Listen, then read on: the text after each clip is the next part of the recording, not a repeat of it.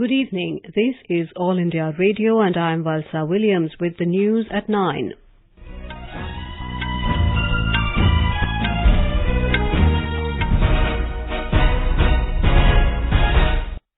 The headlines.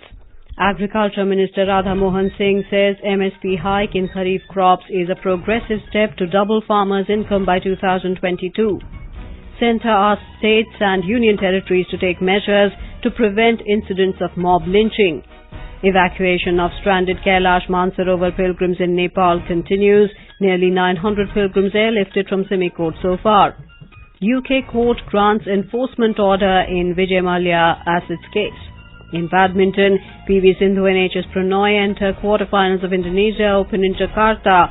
In FIFA World Cup, the 8-team quarterfinal round begins from tomorrow to decide 4 semi-finalists.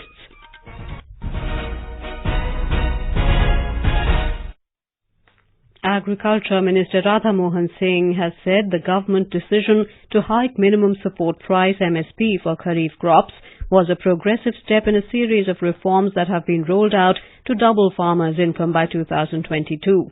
The minister was speaking to farmers at his residence in New Delhi today, who had called on him following the cabinet's decision yesterday to hike support prices for Kharif crops to 1.5 times of the production cost. Mr. Singh said the government is also emphasizing on enhancing productivity, reducing cost of cultivation and strengthening post-harvesting management, including market structure. He said the government is working on a new market architecture to ensure that farmers get remunerative prices for their produce. Farmers who came from different parts of the country welcomed the government's decision to increase the MSP of Kharif crops and called it historic. Vice President M. Venkaiah Naidu has emphasized the need for continuous dialogue between researchers and farmers. He was speaking to farmers and agro-scientists at the Central Island Agriculture Institute, Port Blair today. He further said that benefits of research should percolate down to the farmers. More from our correspondent. During his one-day tour of Andaman Nicobar Islands, the Vice President M. Venkaiah Naidu today met scientists and farmers at Port Blair. He observed that today the youth is drifting away from agriculture, whereas it is the need of the hour to attract the youth towards agriculture. Prime Minister Narendra Modi is taking many initiatives to make agriculture profitable, but to fulfill this, more and more people have to be sensitized about this initiative. Rakesh Chandralal, AIR News, Port Blair. BJP National President Amit Shah has said the NDA government at the centre has taken many decisions for the benefit of people. Addressing a gathering of intellectuals at Agra in Uttar Pradesh this evening, he emphasized the success achieved in various schemes and programs initiated by Prime Minister Narendra Modi. He mentioned Swachhata Mission, LPG gas connections to poor families, Jan Dhan accounts, Mudra scheme, Kaushal Vikas among youth and power supply to every village in the country. The centre has asked the states and union territories to take measures to prevent incidents of mob lynching fueled by rumours of child lifting circulating on social media. The Home Ministry has urged states and union territories to keep a watch for early detection of such rumours and initiate effective measures for countering them. They have also been asked to direct district administrations to identify vulnerable areas and conduct community outreach programs for creating awareness and building confidence. It was also stressed that complaints of child abduction and kidnapping should be properly investigated to instill confidence among the affected persons. The centre will launch an online cyber crime-related portal where people can file complaint online regarding cyber crimes. Minister of State for Home Affairs Hansraj Gangaram Ahir said this at a function organized by Delhi Police on cyber safety and digital awareness program for senior citizens. He said cyber frauds can be curtailed if the citizens are more aware and responsible while making digital transactions. Union Home Minister Rajnath Singh reviewed the security and law and order situation in Jammu and Kashmir with concerned officials in Srinagar today. During his 2-day stay in Srinagar, Mr. Singh also reviewed developmental works in the state and the ongoing Amarnath Yatra. The Home Minister, who was accompanied by National Security Advisor Ajit Doval, had a series of meetings. Mr. Singh held discussions with Governor N. Bohra at Raj Bhavan last night. Meanwhile, the annual Amarnath Yatra remained suspended for the second consecutive day today due to bad weather. In Jammu and Kashmir, the Army has rescued over 250 passengers trapped on the Mughal Road in Poonch district. A defence spokesman in Jammu said on the night of 3rd and 4th July, heavy rains triggered a massive landslide near Behramgala in the district. He said about 50 vehicles and a large number of travellers were stranded on the stretch. He said all people and vehicles were safely evacuated. The evacuation of stranded Kailash Mansarovar pilgrims in Nepal is continuing. Nearly 900 pilgrims have been safely evacuated from Simikot so far.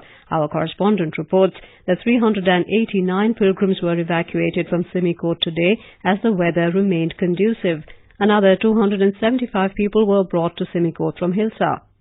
In the last 3 days, 883 stranded pilgrims have been evacuated from Simikot to Nepalganj and Surkhet. Around 675 people were also brought to Simikot from Hilsa. The Indian Embassy arranged 53 commercial flights and 142 sorties of choppers to airlift the pilgrims. The mission has also set up camp offices at Simikot and Surkhet to assist the stranded pilgrims. Rajkumar, AIR News, Kathmandu.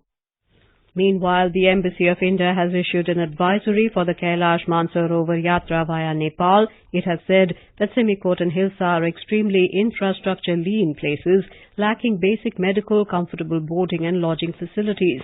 The mission has advised all prospective pilgrims to get themselves medically examined before starting the Yatra and carry sufficient medicine for up to 1 month.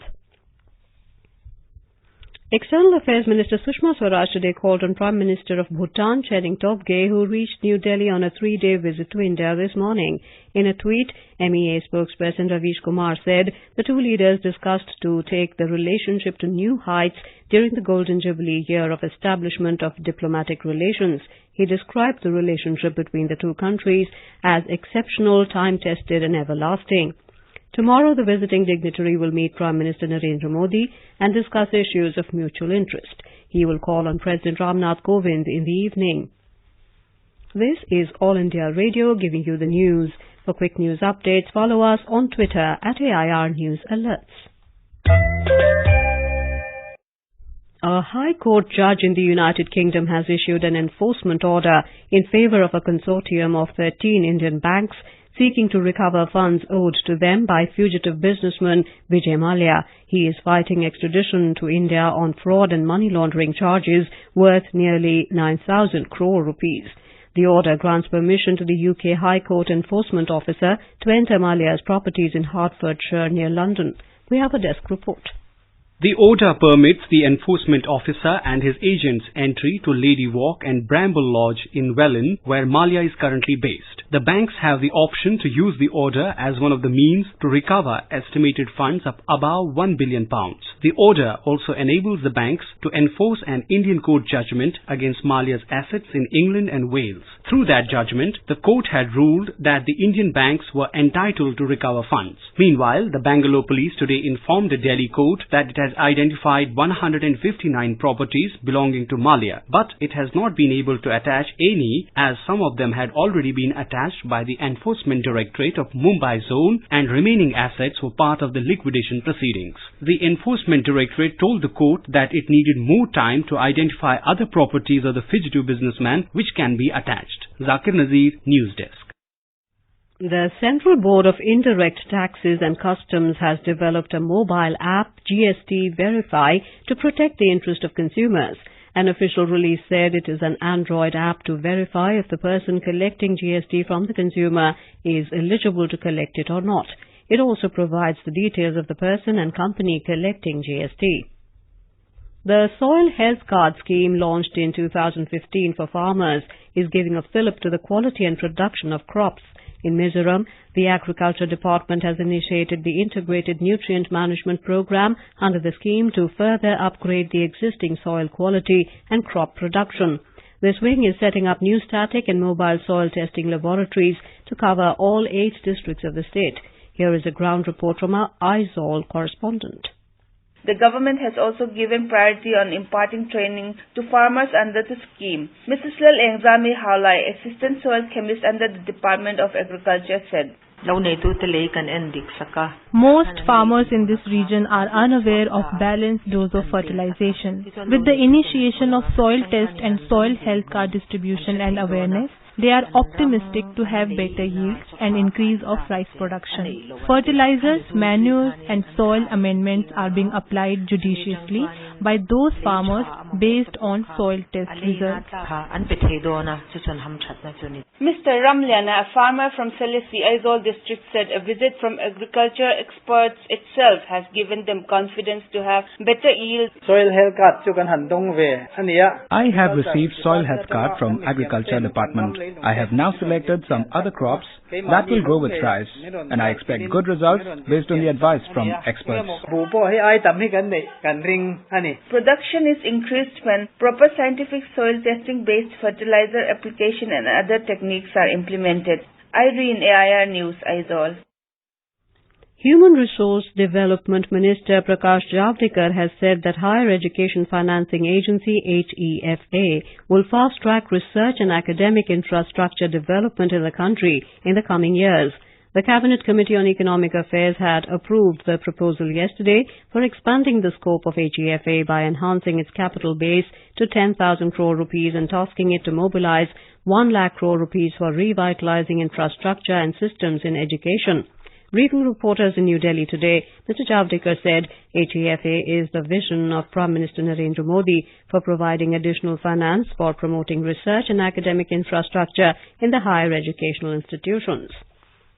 BJP leader and Union Minister Rajyavardhan Rathore today met former cricketer Virendra Sehwag in New Delhi as part of BJP's Sampark for Samarthan campaign. Later, he told media the NDA government believes in direct communication with citizens. He said the Sampark for Samarthan campaign aims at giving a report card of the government to achievers and people who influence others.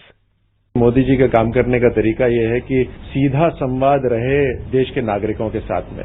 इस बार एक अलग तरह का experiment है कि हम जाकर जो अचीवर्स हैं सोसाइटी के अंदर, जिनकी बात पूरे देश के नौजवान सुनते हैं और मान रखते हैं, उनसे जाके बात करें। हमने जो 4 साल में करा है, जिस तरह से सच्चाई से हम अपना रिपोर्ट कार्ड रखते हैं, चर्चा करें कि देश का जो और आगे विकास के लिए क्या नए तरीके हैं जो उनके अनुभव से ये सरकार उसको अपना सकती है।